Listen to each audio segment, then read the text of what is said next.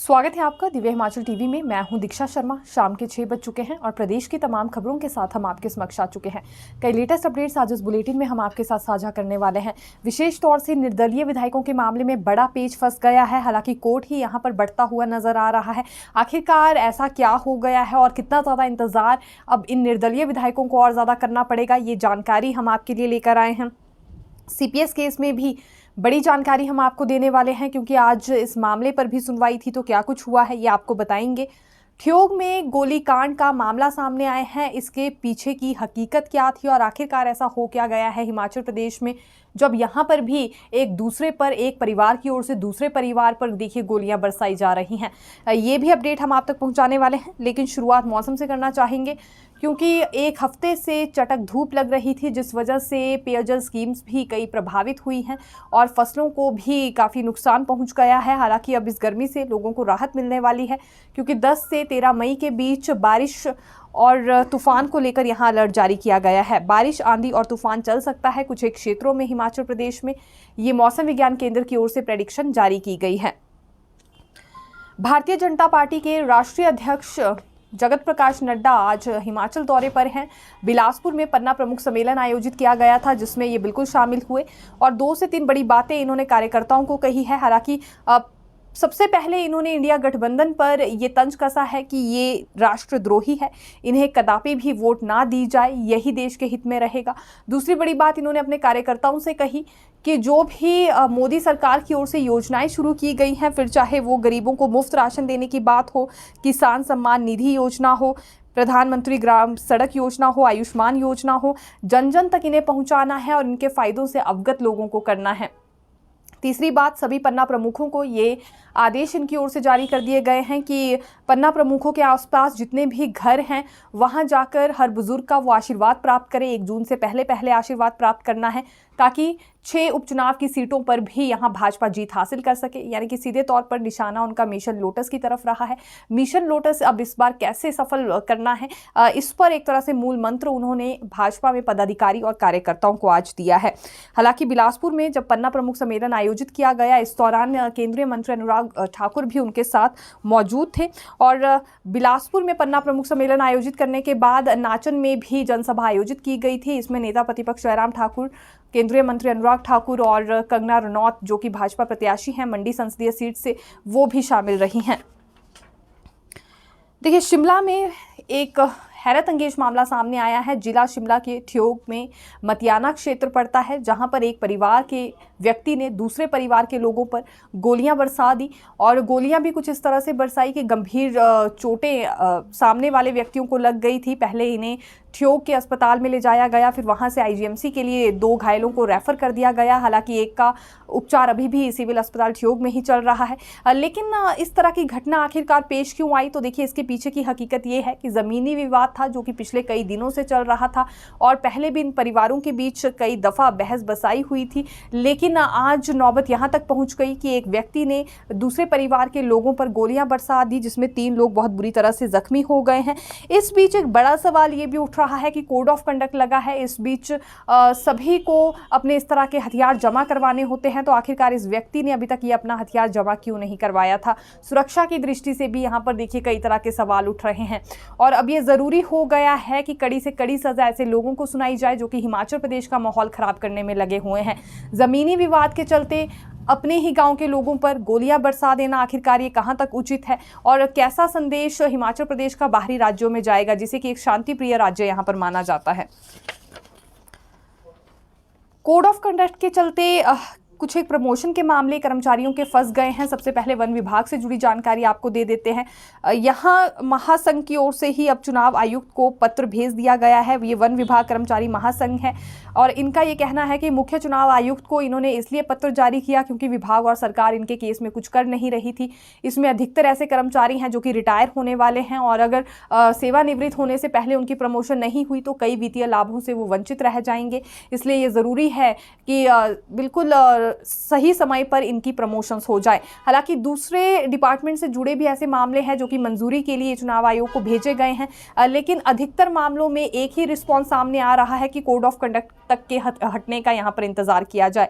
जब आचार संहिता हट जाएगी तो उसके बाद प्रमोशन कर सकती है सरकार, ये जवाब अभी चुनाव आयोग की ओर से दिया जा रहा है। तो अपने स्तर पर अब यहाँ वन विभाग कर्मचारी महासंघ ने मुख्य चुनाव आयुक्त को भी इस बारे में पत्र भेज दिया है। साथ ही साथ इस महासंघ ने यह भी दावा किया है कि प्रमोशंस के मामले में तो पहले ही निर्वाचन आयोग ने केंद्र सरकार को पत्र जारी किया है कि ऐसे मामलों में चुनाव आयोग को कोई भी आपत्ति नहीं है। लेकिन अगर आपत्ति नहीं है और अगर ऐसा पत्र केंद्र सरकार को जारी किया गया है तो आखिरकार अभी अधिकतर मामलों में यही रिस्पॉन्स क्यों सामने आ रहा है कि कोड ऑफ कंडक्ट को हटने दिया जाए, उसके बाद ही प्रमोशन से जुड़े मामले पूरे हो पाएंगे। क्योंकि इससे पहले कुछ और डिपार्टमेंट्स में भी ऐसे मामले सामने आए हैं। हालांकि सभी केसेस में ऐसा नहीं हुआ, कुछ एक केसेस में परमिशन भी यहां चुनाव आयोग की ओर से दे दी गई है ताकि जो बीच में कार्य लटके हैं वो जल्द से जल्द पूरे किए जा सके। अभी पिछले कल ही तकरीबन 8 से 10 हमने आपको ऐसे केसेस सुनाए हैं जिसपे एक पॉजिटिव रिस्पॉन्स चुनाव आयोग की ओर से मिला है। देखिए, निर्दलीय केस में फिर से एक बड़ा पेच फंस गया है। हाईकोर्ट से निर्दलीय विधायकों को राहत नहीं मिली है। उम्मीद लगाकर ये बैठे थे कि इनका इस्तीफा स्वीकार हो जाएगा और फिर 6 उपचुनावों के साथ इनके 3 हलकों में भी उपचुनाव होंगे, लेकिन ऐसा कुछ नहीं होता हुआ नजर आ रहा है।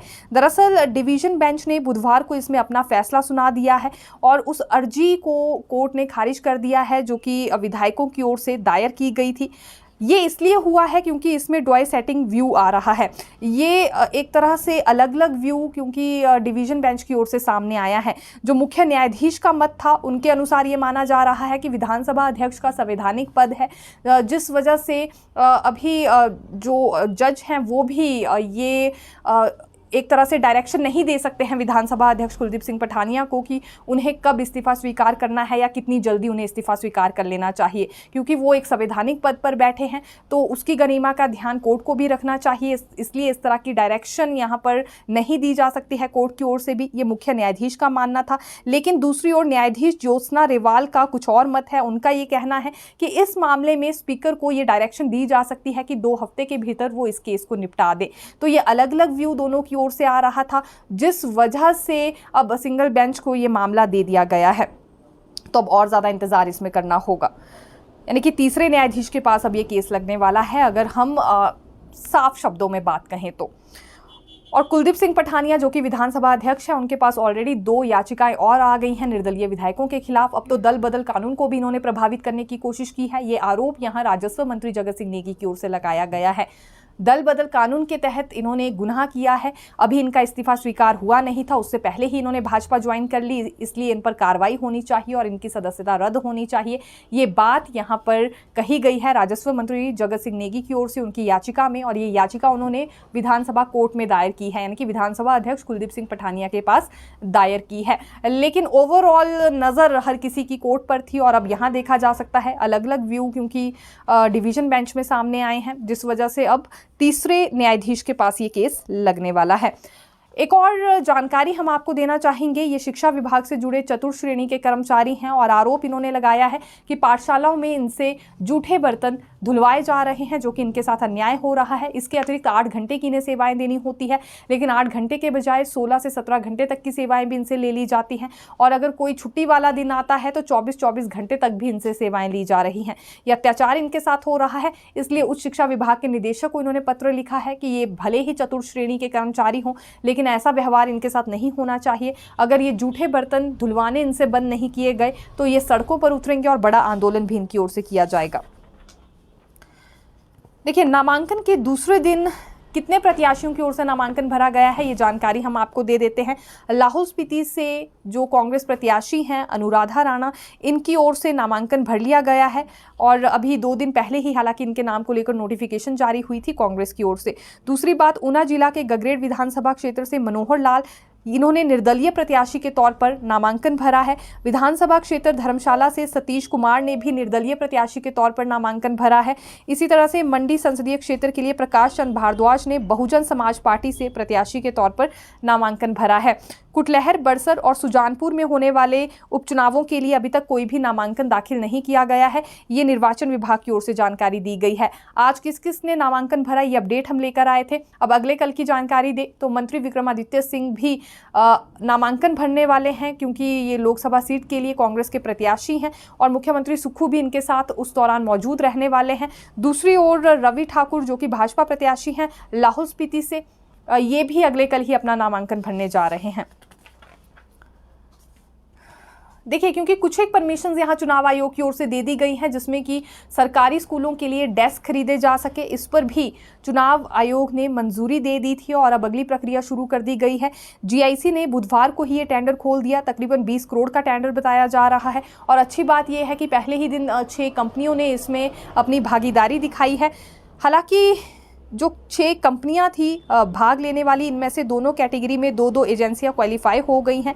सबसे अच्छी बात ये भी मानी जा रही है कि डेस्क का रेट यहाँ एक तरह से न्यूनतम बताया जा रहा है। 3,000 रुपये में प्रति डेस्क मिल जाएगा और इसी हिसाब से फिर 40 से 50,000 के करीब सरकारी स्कूलों के लिए डेस्क खरीदे जाएंगे। ये अब प्रारंभिक शिक्षा विभाग के छात्रों के लिए खरीदे जा रहे हैं। एक डेस्क 3,000 का पड़ेगा, 3 से 4,000 के बीच उसकी कीमत रहने वाली है और 3 विद्यार्थी एक डेस्क पर बैठ सकते हैं। तो एक अच्छी खबर कहना चाहेंगे, मंजूरी मिली और उसके बाद ही अगले दिन से देखिए इसमें प्रक्रिया शुरू कर दी गई है। आयुर्वेदिक मेडिकल ऑफिसर्स काफ़ी ज़्यादा परेशान चल रहे हैं। दरअसल 140 के करीब इनके पद भरे जाने थे और इसे लेकर जो कंडीशनल ज्वाइनिंग लेटर दिया गया सरकार की ओर से, अब वही एक तरह से मुसीबत इन डॉक्टर्स के लिए बन गया है। ये हम इसलिए कह रहे हैं क्योंकि पहले मार्च में इन्हें लेकर ज्वाइनिंग ऑर्डर्स जारी हो गए थे और 8 अप्रैल से पहले इन्हें ज्वाइन करना था, लेकिन उसी बीच फिर कोड ऑफ कंडक्ट लग गया और अब कोड ऑफ कंडक्ट लगने की वजह से विभाग को 15-15 दिन की एक्सटेंशन इन्हें देनी पड़ रही है। तो इस वजह से ये अभ्यर्थी भी परेशान हो रहे हैं जिन्हें कि यहाँ आयुर्वेदिक मेडिकल ऑफिसर के तौर पर ज्वाइन करना था और साथ ही साथ अब सरकार की भी ये कहीं ना कहीं गलती रही कि कंडीशनल ज्वाइनिंग लेटर जो इन्हें दिए गए, क्योंकि ये बात सभी पहले से जानते थे कि लोकसभा चुनाव होने हैं, उपचुनाव भी होने हैं, तो ऐसे में कभी भी कोड ऑफ कंडक्ट लग सकता है। और इसी बीच अब एक बड़ी परेशानी का सबक इनके लिए ये बन गया है कि बार बार इन्हें भी 15 दिन की एक्सटेंशन यहाँ पर लेनी पड़ रही है, क्योंकि ज्वाइनिंग तब तक इनकी नहीं हो पाएगी जब तक कोड ऑफ कंडक्ट नहीं हटता है। ऐसा ही कुछ टीजीटी वाले केस में भी है। टीजीटी बैच वाइज भर्ती में भी आज एक अपडेट लेकर आए हैं। हालांकि ये सरकार ने इस मामले में भी अपनी तरफ से एक नया प्रयोग करना चाहा था। देखिए, पहले क्या होता था कि काउंसलिंग के बाद सीधे पोस्टिंग ऑर्डर हो जाया करते थे, लेकिन अब की बार क्या हुआ है कि मार्च के महीने में इनका टीजीटी आर्ट्स का रिजल्ट घोषित कर दिया गया। ये जल्दबाजी में रिजल्ट इसलिए घोषित हुआ ताकि कोड ऑफ कंडक्ट लग भी जाए तो ज्वाइनिंग इन्हें दी जा सके, लेकिन ये होता हुआ फिर नज़र नहीं आ रहा है क्योंकि चुनाव आयोग की ओर से इनकार कर दिया गया है कि जब तक कोड ऑफ कंडक्ट नहीं हटता इन्हें ज्वाइनिंग नहीं दी जा सकती। अगर लोक सेवा आयोग की ओर से कमीशन करवाया गया होता तो परमिशन मिल सकती थी, लेकिन अब ये बैच वाइज भर्ती का मामला है तो इसमें अभ्यर्थियों को रुकने की सलाह दी गई है और अनुमति नहीं है कि कोड ऑफ कंडक्ट के बीच यहाँ इन्हें ज्वाइनिंग दी जा सके। तो इन्हें भी अब जून तक का इंतज़ार करना होगा। खैर, यहाँ पर भी एक तरह से जल्दबाजी बरतने की कोशिश सरकार ने बिल्कुल की थी, इसीलिए टीजीटी आर्ट्स का रिजल्ट समय से पहले घोषित कर दिया गया, लेकिन फ़ायदा कुछ हुआ नहीं क्योंकि कोड ऑफ कंडक्ट अब लग गया है और इस बीच रुकने के लिए कहा गया है। अब इन अभ्यर्थियों को भी उसके बाद ही इन्हें ज्वाइनिंग मिल पाएगी जब एक दफ़ा कोड ऑफ कंडक्ट यहाँ पर हट जाएगा। जीओएआईटी पोस्ट कोड 817 में एक राहत भरी खबर है क्योंकि डॉक्यूमेंटेशन का शेड्यूल इनका जारी हो गया है और ये राज्य चयन आयोग के प्रशासनिक अधिकारी की ओर से शेड्यूल जारी किया गया है, जिसके अनुसार 16 से 31 मई 2024 तक 1400 के करीब अभ्यर्थियों की डॉक्यूमेंटेशन पूरी कर दी जाएगी। यानी कि प्रत्येक दिन 100 अभ्यर्थियों की डॉक्यूमेंटेशन इसमें पूरी होने वाली है और जल्द से जल्द जब ये प्रक्रिया पूरी होगी तो फिर नौकरियां अब इन्हें भी मिल पाएंगी, क्योंकि लंबा संघर्ष यहाँ जीओएआईटी पोस्ट कोड 817 की ओर से किया गया है और अब जाकर इनका संघर्ष रंग लाया है। देखिए, अब अगली प्रक्रिया कहीं जाकर शुरू हो पाई है।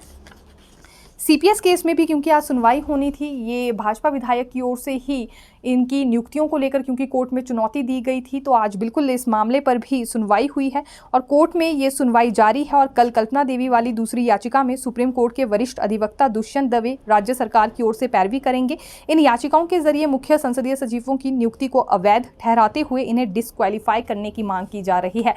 हालांकि अब क्या कुछ होता है ये कोर्ट का डिसीजन आने के बाद ही पता चल पाएगा। एक बड़ी खबर देना चाहेंगे, भाजपा सरकार में पूर्व मंत्री डॉक्टर रामलाल मार्कंडे निर्दलीय लाहौल स्पीति से चुनाव लड़ने वाले हैं। चर्चाएं थी कि कांग्रेस से इन्हें टिकट मिलेगा और इस बात का ऐलान इन्होंने कुछ दिन पहले खुद भी किया था कि अब ये चुनाव लड़ने वाले हैं और वो भी कांग्रेस पार्टी से लड़ेंगे। लेकिन आज इनके शब्द बिल्कुल बदले हुए थे और तो और मुख्यमंत्री सुक्खू के खिलाफ भी इन्होंने बड़ी टिप्पणियां की हैं। इनका ये कहना था कि अब मैं निर्दलीय चुनाव लड़ने वाला हूं और दूसरी ओर जो ये कांग्रेस की सरकार है ठीक नहीं है, क्योंकि मुख्यमंत्री सुक्खू ने महिलाओं को 1500 रुपए के नाम पर ठगने की कोशिश की है। लाहौल स्पीति में तकरीबन 16,000 के करीब महिलाएं हैं, जिसमें से सिर्फ 1,000 महिलाओं को 1500 रुपए दे दिए और जगह जगह जाकर ये कह रहे हैं कि सबसे पहले शुरुआत ही लाहौल स्पीति से की गई है महिलाओं को 1500 रुपए देने की। तो उनसे बड़ा ठग कोई नहीं है। इस तरह के शब्दों का भी आखिरकार उन्होंने आज इस्तेमाल कर ही दिया, क्योंकि ये बात अब वो जान गए हैं कि उन्हें तो टिकट मिलने से रहा। अब इससे पहले ही, क्योंकि 2 दिन पहले ही जैसा कि हमने कहा, अनुराधा राणा को लाहौल स्पीति से अपना प्रत्याशी कांग्रेस ने बना लिया है और तब से ही डॉक्टर रामलाल मार्कंडे के तेवर बदल गए थे, क्योंकि काफ़ी ज़्यादा उम्मीदें लगाकर ये बैठे थे कि हो ना हो कांग्रेस इन्हें ही अपने प्रत्याशी के तौर पर चुनने वाली है। लेकिन ऐसा कुछ हुआ नहीं और इस बीच इन्होंने आंकड़ा ये भी दे दिया कि 16,000 महिलाओं में से 1,000 महिलाओं को ही 1500 मिले हैं, जिसमें स्पीति में सिर्फ 803 महिलाएं हैं और लाहौल में 292 महिलाएं शामिल हैं। इसके अतिरिक्त लाहौल स्पीति में 27 संस्थान भी कांग्रेस सरकार ने बंद किए हैं।